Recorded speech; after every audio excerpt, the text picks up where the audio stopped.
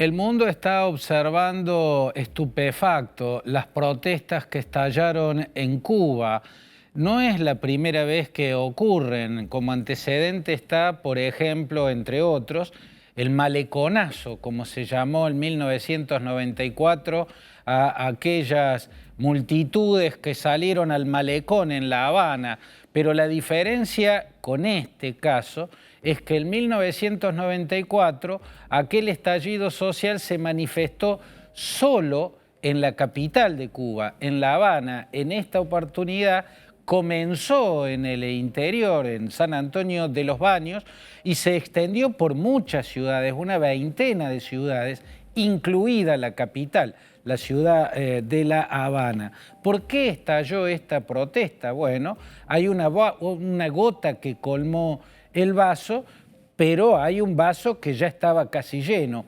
La gota que colmó el vaso es la pandemia golpeando el turismo. El turismo es la única turbina que le queda a la debilísima economía cubana para hacer ingresar dólares, y sin dólares la economía cubana cae en la escasez de alimentos, en la escasez de medicamentos y, por ejemplo, en la escasez de energía. Se rompe algo en una usina y los cortes de luz se multiplican. Esa es la gota que colmó el vaso. La turbina del turismo se apagó porque la pandemia redujo esa industria, que es la única prácticamente en pie en una economía tan debilitada.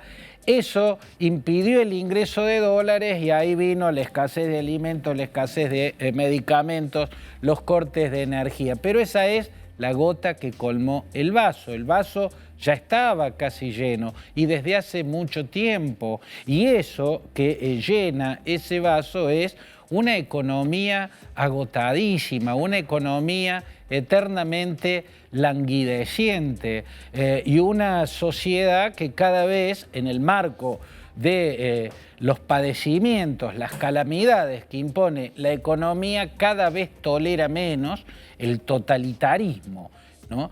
Y la retórica recargada del régimen. Cada vez las liturgias del régimen, que son un bombardeo permanente, tienen menos efectos. El adoctrinamiento permanente del régimen cada vez enerva más, cada vez agota más y cada vez tiene menos efecto.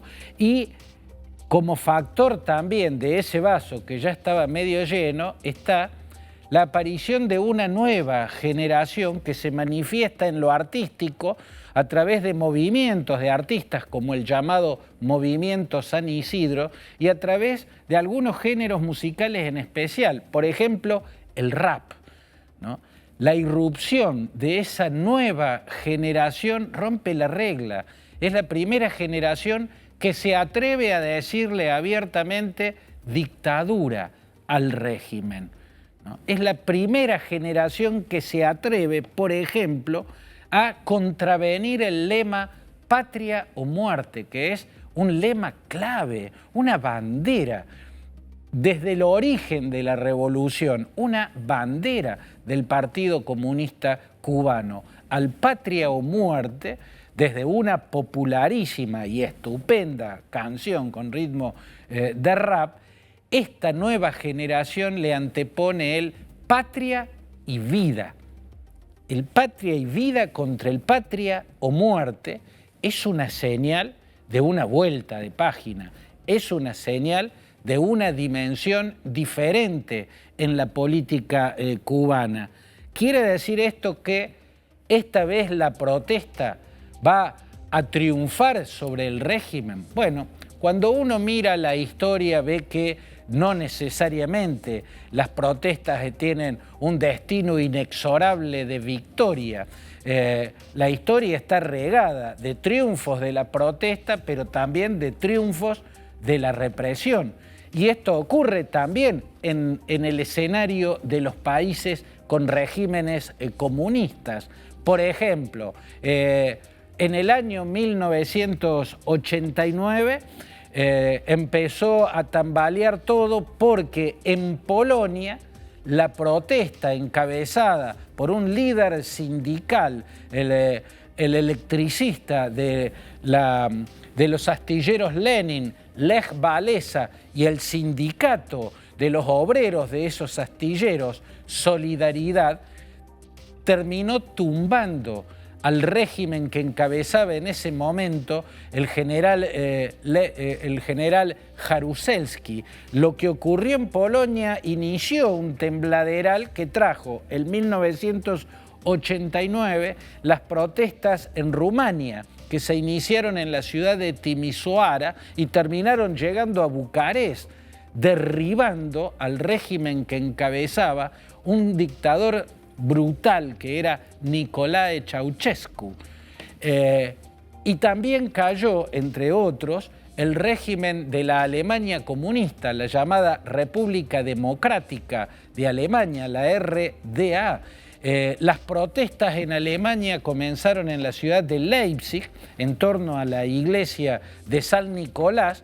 Poco después estaba patas para arriba todo Leipzig y las protestas se contagió nada menos que a Berlín Oriental y terminó derrumbando el muro de Berlín. Y ahí cayó el último de los gobiernos totalitarios de Alemania Oriental, el que en ese momento encabezaba Erich Honecker. Hay otros ejemplos, incluso en otros sistemas, en los que las protestas, las movilizaciones, las manifestaciones populares en las calles desembocan en victoria, pero también hay triunfos de la represión.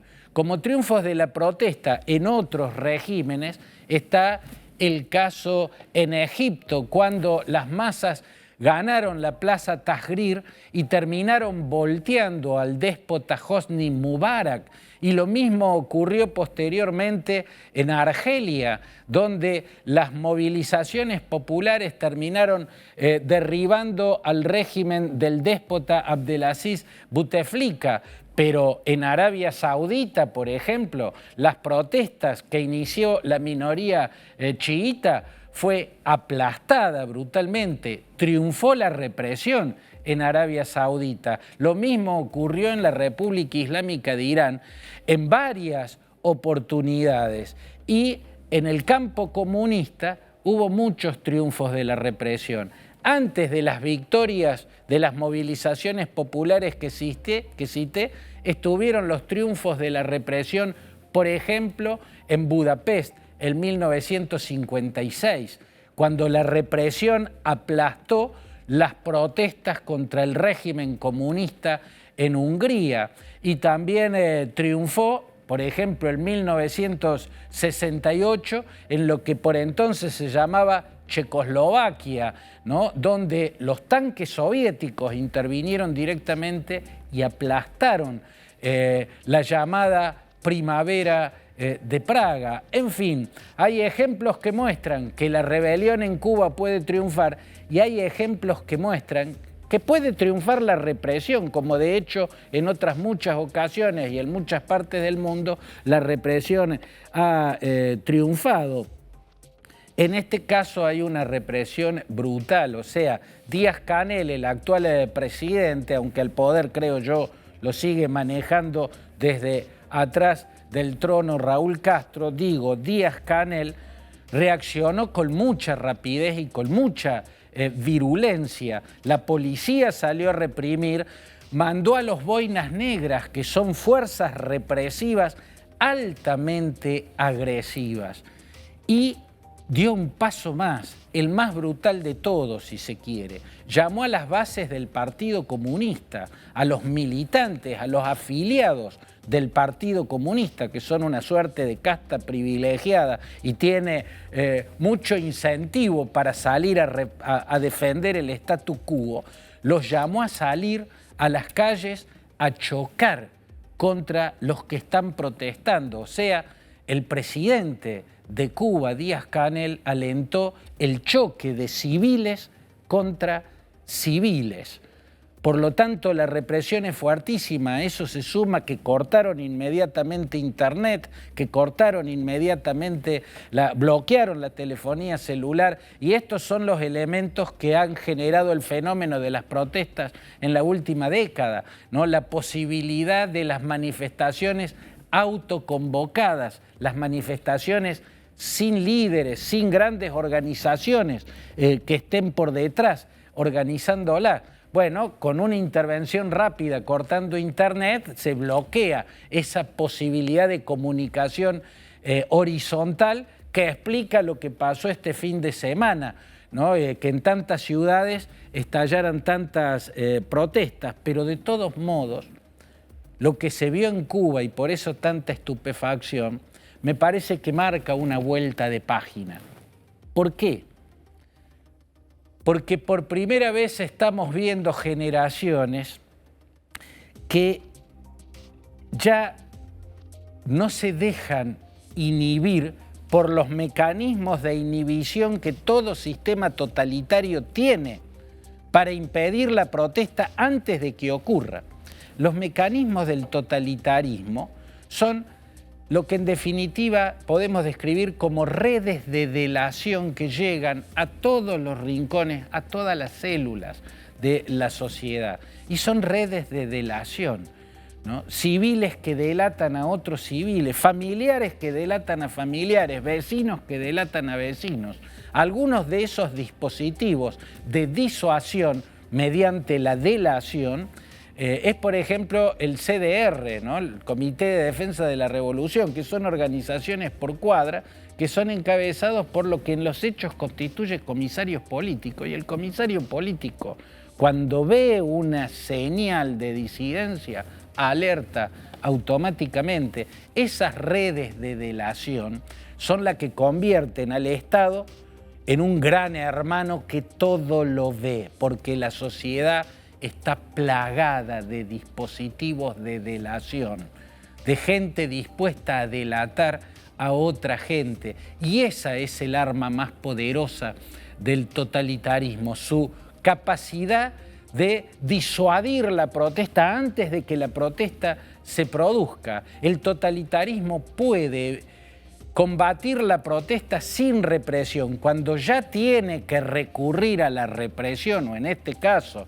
¿no?, ya al extremo de alentar el choque de civiles contra civiles, es porque sus dispositivos de disuasión ya no están actuando. Es porque el totalitarismo en sí se está agotando.